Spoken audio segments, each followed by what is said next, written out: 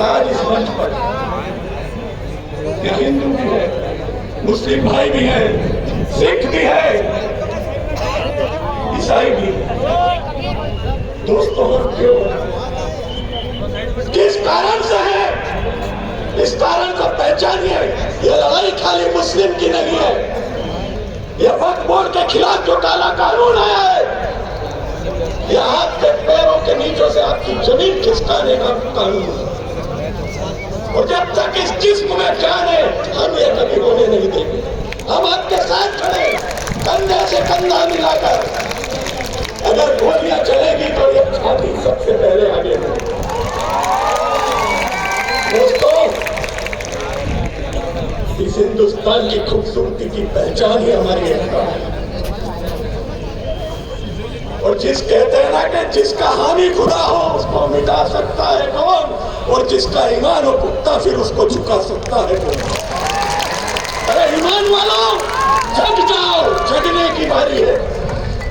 उन्होंने अटैक किया है संविधान के ऊपर, उन्होंने अटैक किया है माइनॉरिटी के ऊपर।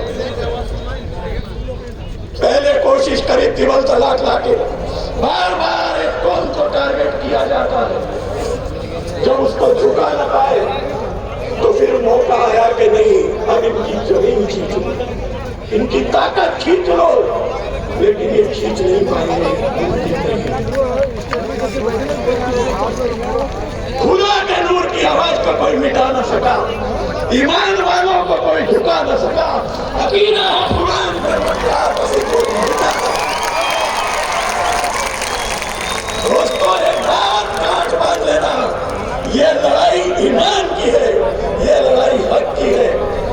ये बेईमानों की सरकार हमारा कुछ नहीं बिगाड़ सकती।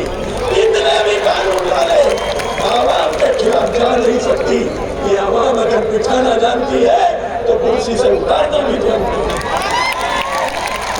आज इस मंच से मैं आपको यह विश्वास दिलाता हूँ कि आने वाले कुछ समय के अंदर गुलबर्गा की आवाज संसद में गूंजेगी और इनको मजबूर होना पड़ेगा ये कानून वापस लेने के लिए। क्यों?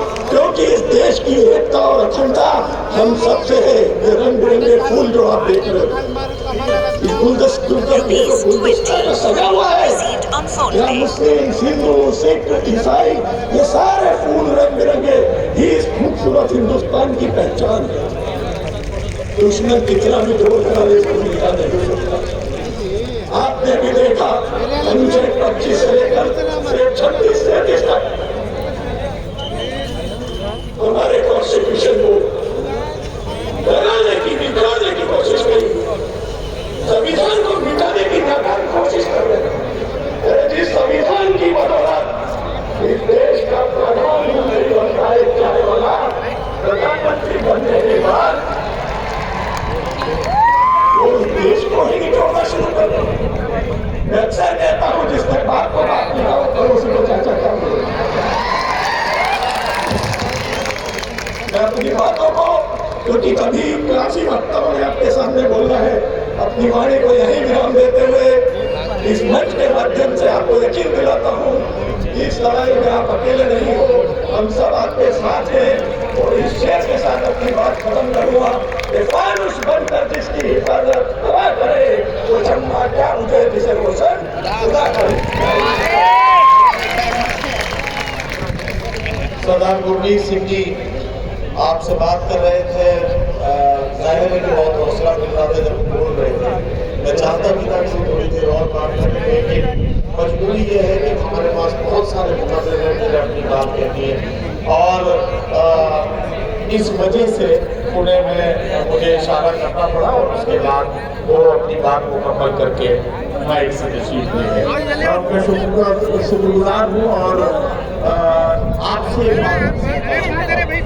हमारे सदर अली बकार और इंडिया मुस्लिम पर्सनल बोर्ड के काबिल सर एहतराम सदर और